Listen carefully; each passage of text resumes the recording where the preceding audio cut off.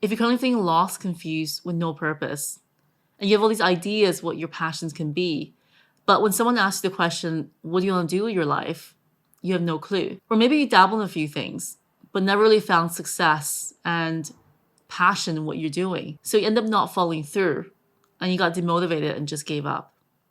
I've been there, and I made this video for you because I remember scrolling through endless career lists, feeling lost and unsure. Throughout school and adulthood, I was bombarded with this message that find your passion, everything will fall into place. But what if that's not true and that's not the reality? You see, you and I have been told all these confusing advice about finding your passion, and that led you nowhere. Probably even more lost and confused than you were before. The truth is, the idea of a single perfect passion is a myth. So truth number one is that your passion isn't a specific career or a title. When I finally figured this out for myself, I realized it's nothing like what we've been told our whole lives.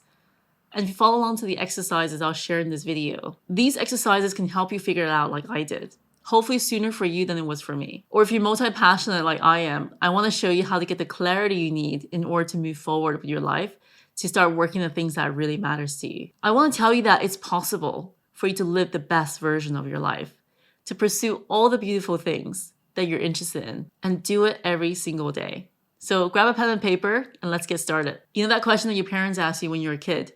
What do you want to be when you grow up? I never really was the kind of kid that knew what I wanted. And when you're young and you're a kid, that's fine. But as I grew into adulthood, I remember that question just loomed over me with dread every single morning as I faced another day of classes or going to work on something that I wasn't passionate about. Maybe I have no passion, I thought to myself at the time. I've been going through life so much on autopilot that I forgot what passion felt like. And I think we all come to this point in our life where we face this moment of truth.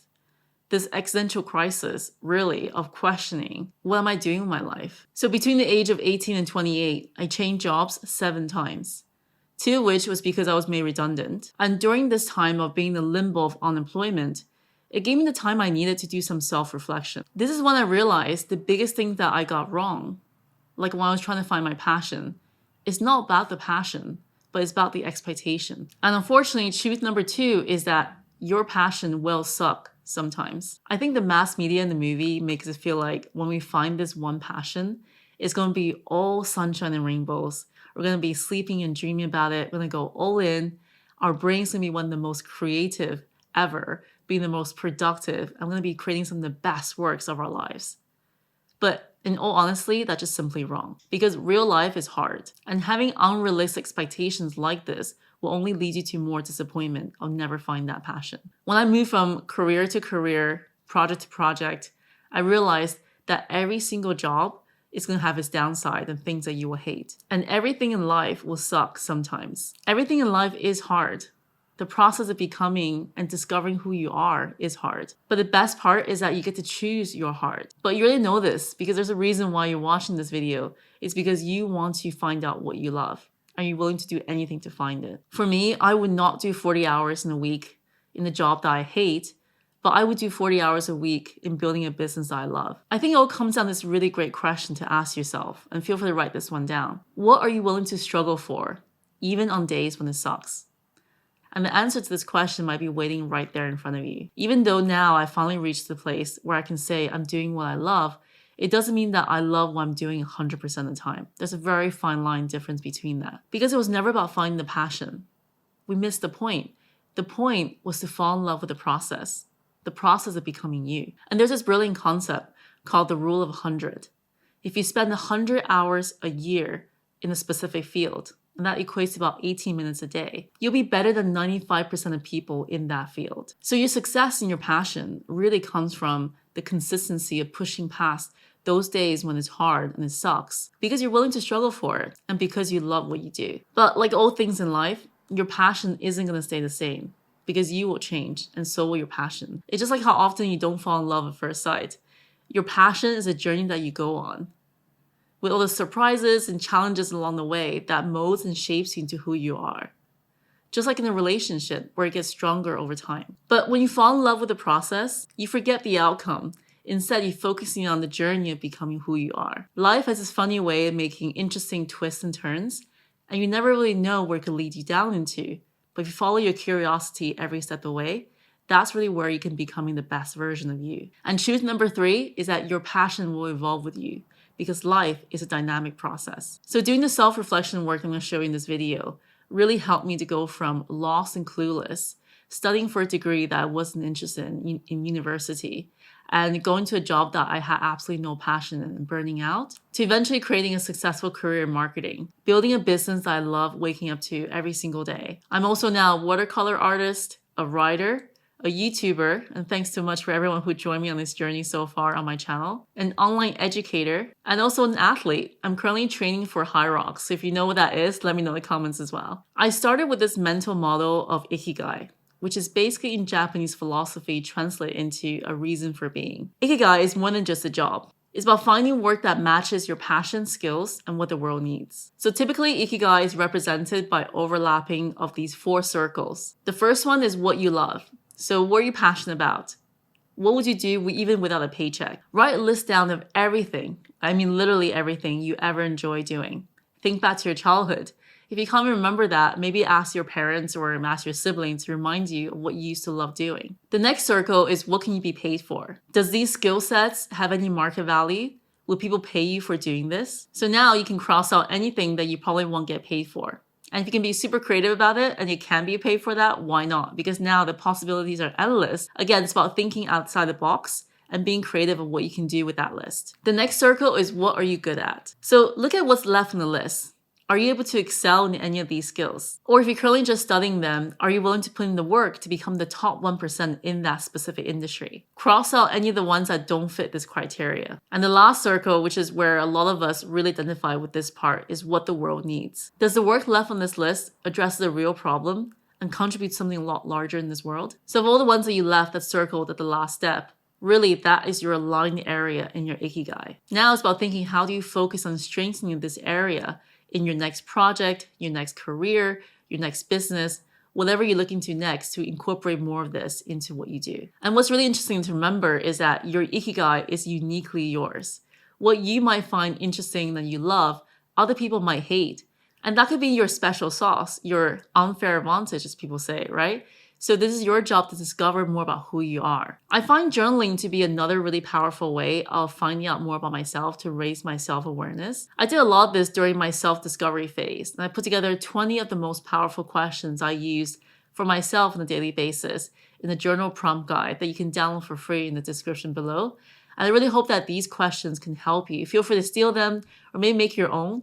Just 5 minutes a day of journaling can make a huge difference in how you know more about yourself, to process your own deepest desires for impact and what you can do as part of your passion in this world. And with this self-awareness, I want to share with you a 3-part mental model to design your ideal life and create your passion. The first one is your motivation. What drives you? What kind of impact do you want to make? Because oftentimes your passion isn't a specific career or job title. It's a deep desire to help somebody or maybe to create something of your own. And I think the book Start With Why by Simon Sinek is a really great book about this. Even though the book is mainly targeted at companies who can describe better at why they do what they do in terms of their mission, I think this also applies a lot to our individual lives as well, is that we're not defined by what we do. That's not our identity. Our identity is defined by why we do what we do instead. I'm a marketer. I realized that it's not that I love marketing.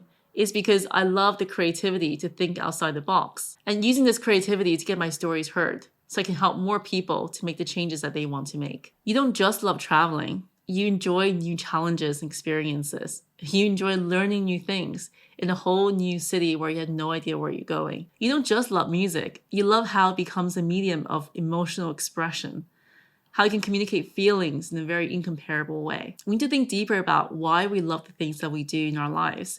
And that can give you so many clues that can help you shape into your passion. Because at the end of the day, what we do is really just the medium for us to express the underlying desires and impacts and goals that we have. The second part of this 3-part model is your interest. What are some of the things that you're naturally curious about? What are some of the things that you're in so much flow, and let me know if this can happen to you as well, that you forget to eat and sleep? While I don't recommend skipping eating and sleeping, I'm sure you've been there too, where I've been in instances where I was loving to do something so much when I was a kid that I forgot that I didn't eat dinner, or maybe I've gone to bed too late. Instead of focusing on the activity that you were doing, which in my case, it was watercolor painting, I would do it so much when I was a kid that literally I forget to eat dinner and I would get so immersed into it. But also what's interesting is that it wasn't the watercolor painting themselves, even though I was very good at it and really enjoyed it. It was the fact that I was able to express myself creatively and that I improved my skills every single time I did a new one. So when I discovered this part about myself and applied this creative obsession into my own business and also my YouTube channel, it helped me to become the best version of me doing these activities and enjoying what I'm doing by having fun every single day to show that creative side of myself. Last part is your pursuits. Now thinking about your ideal day in mind, what are you doing when you first get up in the morning?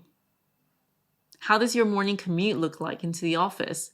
Or maybe you prefer to work from home or remote working in a co-working space. What are the kind of people that you enjoy working with, either as teammates or as clients? And where are you having lunch?